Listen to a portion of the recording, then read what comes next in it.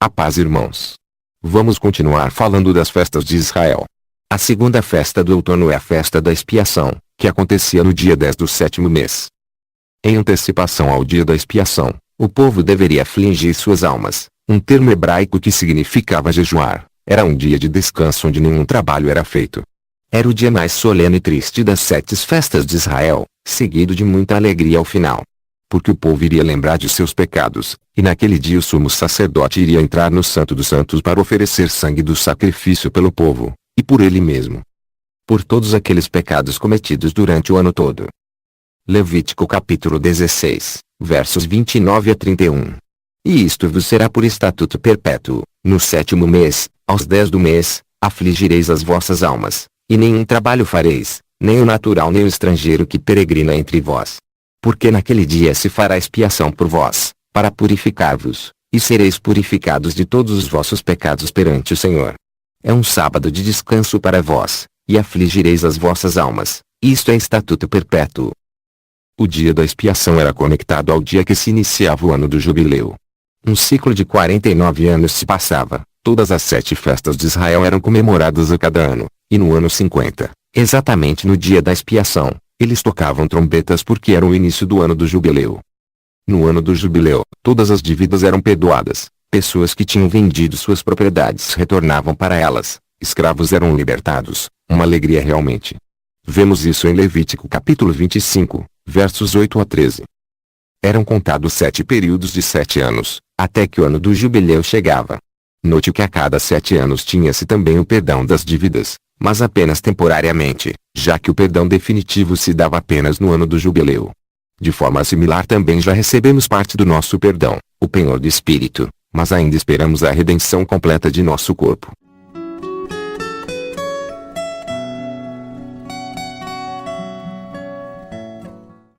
No livro de Isaías, capítulo 58, versos 6 a 8. Vemos um comentário que fala sobre o jejum que era feito no dia da expiação e a conexão com o jubileu, também mostrando que é o verdadeiro jejum. Porventura não é este o jejum que escolhi, que soltes as ligaduras da impiedade, que desfaças as ataduras do jugo e que deixas livres os oprimidos, e despedaces todo o jugo. Porventura não é também que repartas o teu pão com o faminto, e recolhas em casa aos pobres abandonados, e, quando veres o nu, o cubras, e não te escondas da tua carne? Então romperá a tua luz como alva, e a tua cura apressadamente brotará, e a tua justiça irá diante de ti, e a glória do Senhor será a tua retaguarda. No capítulo 13 de Números, o Senhor fala ao povo de Israel para que eles entrem para espiar a terra de Canaã. Era a época das primícias das uvas, que aproximadamente em setembro naquele lugar, o dia da expiação então seria conhecido como dia das primeiras uvas, já que 5 dias depois eram oferecidas as primícias das uvas na festa de tabernáculos. Números, capítulo 13, versos 20 a 21. Também como é a terra, se fértil ou estéril, se nela há árvores, ou não, e esforçai-vos, e tomai do fruto da terra. E eram aqueles dias os dias das primícias das uvas. Assim subiram e espiaram a terra desde o deserto de Zim, até Reob, a entrada de Amate. O povo de Israel deveria ter entrado e possuído a terra prometida naqueles dias, que seria o jubileu deles. Daí a gente vê a conexão da festa da expiação com o jubileu. As leis do jubileu estão descritas em Levítico capítulo 25. O cancelamento do débito no ano do jubileu é ligado à nossa herança eterna, voltar à nossa casa junto ao Pai. Em Mateus capítulo 18, na parábola do credor impiedoso, Jesus faz um paralelo entre dívida e a herança eterna através do perdão dos pecados. Em parte já entramos no nosso jubileu, mas ainda não completamente. Quando os 12 espias voltaram, apenas Caleb e Josué trouxeram um bom relatório. Os outros 10 temeram, com isso o povo não entrou no seu jubileu.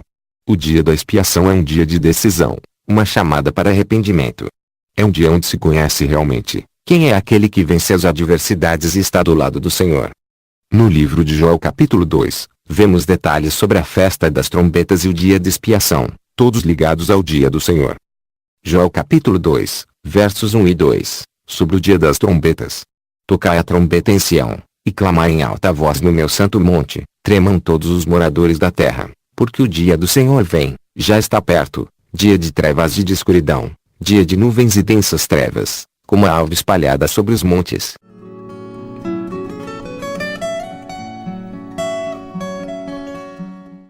Joel capítulo 2, versos 12 e 20, sobre o dia da expiação.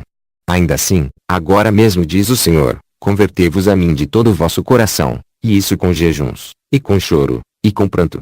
E rasgai o vosso coração, e não as vossas vestes, e convertei-vos ao Senhor vosso Deus, porque Ele é misericordioso, e compassivo, e tardio em irar-se, e grande em benignidade, e se arrepende do mal. Tocai a trombeta em Sião, santificai um jejum, convocai uma assembléia solene. Congregai o povo, santificai a congregação, ajuntai os anciãos, congregai as crianças, e os que mamam, saia o noivo da sua recâmara, e a noiva do seu aposento. Chorem os sacerdotes, ministros do Senhor, entre o alpendre e o altar, e digam, poupa a teu povo, ó Senhor, e não entregues a tua herança ao opróbrio, para que os gentios o dominem, porque diriam entre os povos, onde está o seu Deus? Então o Senhor se mostrou zeloso da sua terra, e compadeceu-se do seu povo. Então, como vemos, o início do capítulo 2 de Joel fala da festa das trombetas, onde haverá a ressurreição dos mortos, e em seguida fala sobre o dia de expiação, que era o dia onde o povo era convocado a fazer um jejum, dia também de arrependimento. A trombeta no verso 15 é aquela tocada no dia da expiação, do jubileu. A chamada de Joel é para que possamos realmente decidir, quem vai entrar na terra ou não, quem vai reinar com Jesus durante tabernáculos. Note que aqueles que reinarão com o Senhor, serão aqueles que têm um coração repleto de compaixão, e sentimento de arrependimento, aqueles que foram perdoados, e possuem em si mesmo um coração voltado para o perdão. De acordo com a própria tradição rabínica, existe uma ligação entre o Monte Sinai e o dia da expiação. Moisés subiu no Monte Sinai e ficou lá por 40 dias, onde ele recebeu as primeiras tábuas da lei. Ali foi o primeiro Pentecoste, o povo desobedeceu e não quis ouvir a Deus, daí as tábuas da lei foram quebradas. Moisés então sobe novamente no monte e fica por mais 40 dias, intercedendo pelo povo, e recebe então as novas tábuas da lei. A face de Moisés ali brilhava em razão desta nova aliança com Deus. Vemos que a face resplandecendo a glória de Deus fala da glorificação de nosso corpo, nossa ida à presença de Deus, que já em parte está acontecendo mas terá cumprimento ao tocar da trombeta do nosso jubileu. No capítulo 19 de Êxodo vemos que quando Deus chamou Moisés e o povo, para um encontro no monte após 3 dias, Deus colocou limites para o povo ao redor do monte. Êxodo capítulo 19, versos 11 a 13. E estejam prontos para o 3º dia, porquanto no 3º dia o Senhor descerá diante dos olhos de todo o povo sobre o monte Sinai. E marcará os limites ao povo em redor, dizendo, guardai-vos, não subais ao monte, nem toqueis o seu termo, todo aquele que tocar o monte, certamente morrerá. Nenhuma mão tocará nele, porque certamente será apedrejado ou aceteado, quer seja animal, quer seja homem, não viverá, soando a buzina longamente, então subirão ao monte.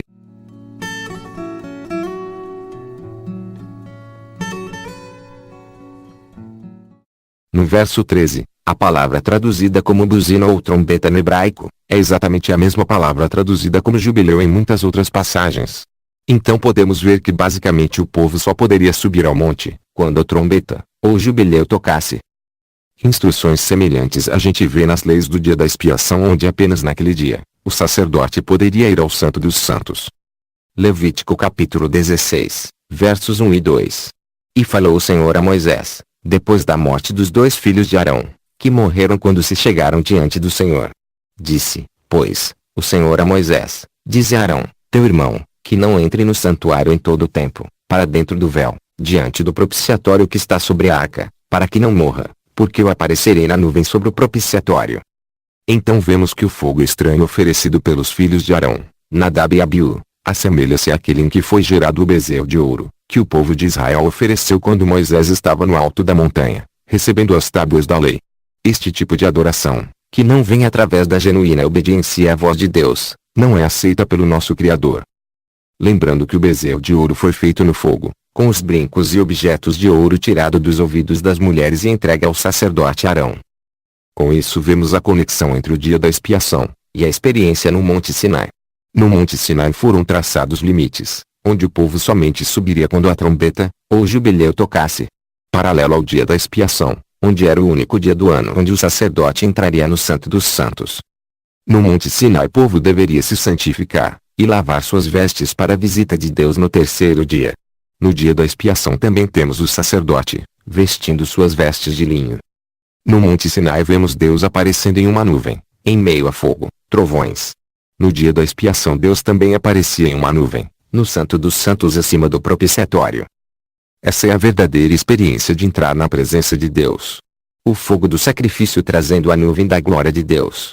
Entrar no lugar mais santo somente pelo sangue do sacrifício da cruz de Cristo, e fazendo intercessão por vidas que precisam de salvação ou serem visitadas de alguma forma pelo Senhor.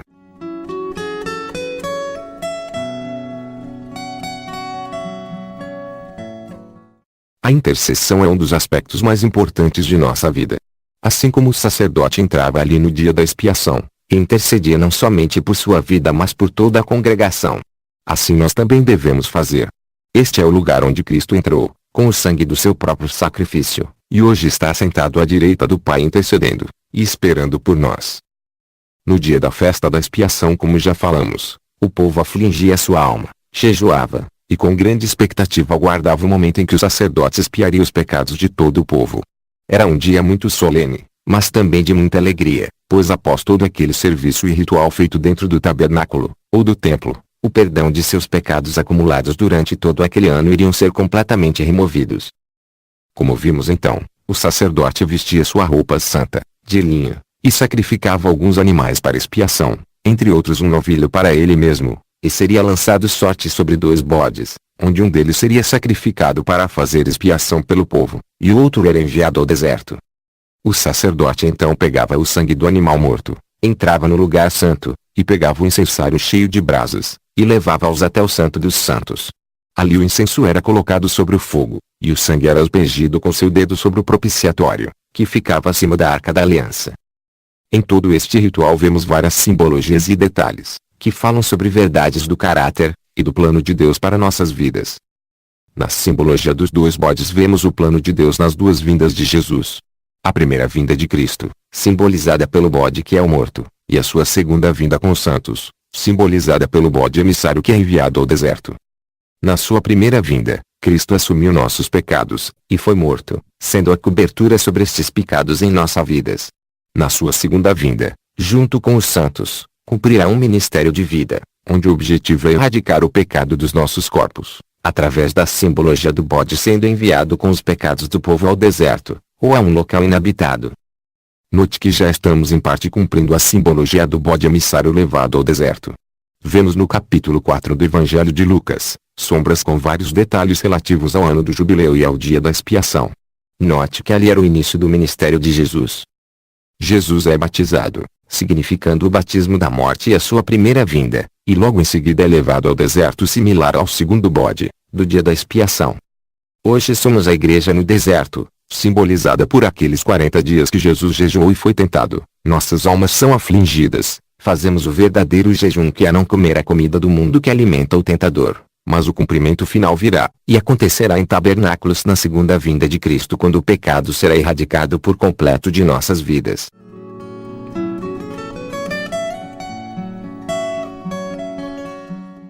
Lucas capítulo 4, versos 17 a 21. E foi-lhe dado o livro do profeta Isaías, e, quando abriu o livro, achou o lugar em que estava escrito: O Espírito do Senhor é sobre mim, pois que me ungiu para evangelizar os pobres. Enviou-me a curar os quebrantados do coração, a pregar liberdade aos cativos, e restauração da vista aos cegos, a pôr em liberdade os oprimidos, a anunciar o ano aceitável do Senhor. E, cerrando o livro, e tornando-o a dar ao ministro, assentou-se, e os olhos de todos na sinagoga estavam fitos nele. Então começou a dizer-lhes: Hoje se cumpriu essa escritura em vossos ouvidos. Os versos anteriores conectam o início do ministério de Jesus ao livro de Isaías, quando o profeta fala do ano do jubileu. Então o ministério de Jesus é profético, não só cumprindo profecias, mas também profetizando o que nós, o corpo de Cristo, estamos, e iremos fazer para levar ao mundo esta mensagem de libertação, da escravidão do pecado ao mundo. Como a escritura foi cumprida ali em alguns corações, naqueles tempos de Jesus, está também ainda sendo cumprida hoje, e também mais ainda se cumprirá no ministério que se iniciará na dispensação de tabernáculos, quando os fiéis estiverem reinando com Cristo. Então escute, irmão, irmã, escute bem, não haverá libertação da corrupção do pecado e da morte, para a criação, até que um corpo de fiéis, os santos, sacerdotes da ordem de Melquisedeque sigam o caminho de Jesus e entrem no Santo dos Santos, que é na presença santa de Deus. A criação aguarda com expectativa a manifestação dos filhos de Deus. Como temos falado ao longo deste estudo, estes fiéis são as primícias de Cristo e da criação. Já comemos do nosso Cordeiro Pascal, Jesus a nossa Páscoa. Também espero que já tenhamos chegado ao nosso Pentecoste, após termos contado os 50 dias do Homer para recebermos o penhor do Espírito, e agora esperamos este Espírito por completo quando o ano 50, o ano do nosso jubileu chegar. Note que estamos falando aqui em termos espirituais. 7 semanas até o Pentecoste, 7 semanas de anos até o jubileu. A perfeição do projeto de Deus. Somos estas nuvens de testemunhas que são como aquela Shekinah, que significava a glória de Deus, e que aparecia no Santo dos Santos. Nós vamos de rostos brilhando pela presença de Deus em nossas vidas, buscar entrar nesse Santo dos Santos, rompendo o véu de nossa carne, e com amor e perdão no coração, interceder pelos que precisam ouvir a mensagem de salvação. Quando Moisés foi ao monte, e recebeu as primeiras tábuas da lei ao final dos 40 dias, Deus pediu para que ele descesse porque o povo tinha se corrompido. O furor de Deus estava se levantando contra o povo lá embaixo, então Moisés começava ali a interceder pelo povo.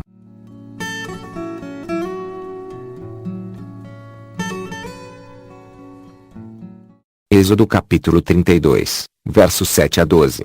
Então disse o Senhor a Moisés: Vai, desce, porque o teu povo, que fizeste subir do Egito, se tem corrompido, e depressa se tem desviado do caminho que ele tinha ordenado. Eles fizeram para si um bezerro de fundição, e perante ele se inclinaram, e ofereceram-lhe sacrifícios, e disseram: Este é o teu Deus, ó Israel, que te tirou da terra do Egito. Disse mais o Senhor a Moisés: Tenho visto a este povo, e eis que é povo de dura cerviz. Agora, pois, deixa-me, para que o meu furor se acenda contra ele, e o consuma, e eu farei de ti uma grande nação. Moisés, porém, suplicou ao Senhor seu Deus e disse: O Senhor, porque se acende o teu furor contra o teu povo, que tiraste da terra do Egito com grande força e com forte mão. Porque hão de falar os egípcios, dizendo: Para má os tirou, para matá-los nos montes, e para destruí-los da face da terra. Torna-te do furor da tua ira, e arrepende-te deste mal contra teu povo. Então, irmãos, este é o Santo dos Santos, lugar de intercessão, lugar onde hoje já podemos entrar em espírito através do sangue de Jesus. Mas também esperamos ainda o dia em que seremos por completos livres da corrupção da nossa carne, e teremos uma nova tenda, ou melhor, um novo corpo transformado. Esta é a experiência de fiéis como Abraão, quando intercedeu por seu sobrinho Ló, e por Sodoma e Gomorra. E o que dizer dos profetas, Isaías, que andou 3 anos despido e sem sapatos, como um sinal contra o Egito a quem Israel esperava proteção naquele momento. Oséias, casando com uma prostituta, Ezequiel, e outros mais. Todos eles se identificando com o estado de seu povo, e carregando neles as suas iniquidades, e por eles intercedendo.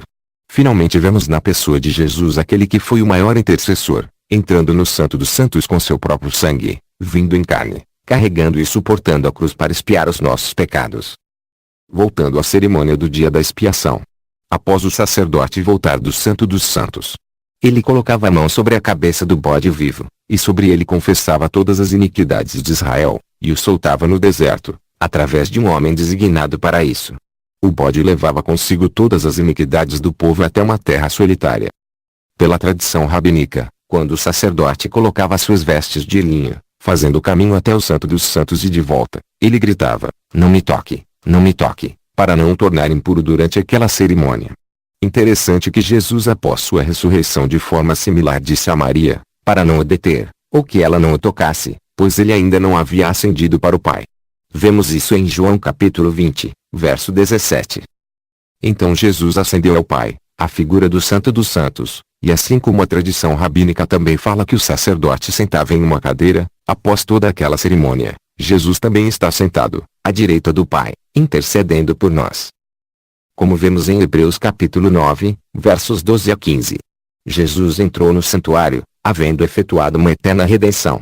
Porque, se o sangue dos touros e bodes, e a cinza de uma novilha é esparzida sobre os imundos, os santifica, quanto à purificação da carne, quanto mais o sangue de Cristo, que pelo Espírito Eterno se ofereceu a si mesmo imaculado a Deus, purificará as vossas consciências das obras mortas, para servirdes ao Deus vivo. Então, segundo Hebreus capítulo 6, verso 20.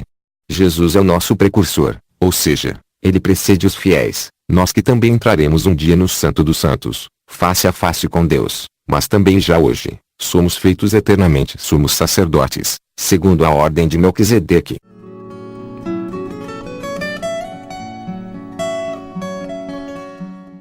Assim como no Monte Sinai, Deus chamou para cima do monte, um povo que seriam reis e sacerdotes no seu reino, assim Ele nos chama hoje, para subir ao seu encontro, já agora, para podermos experimentar de suas maravilhas.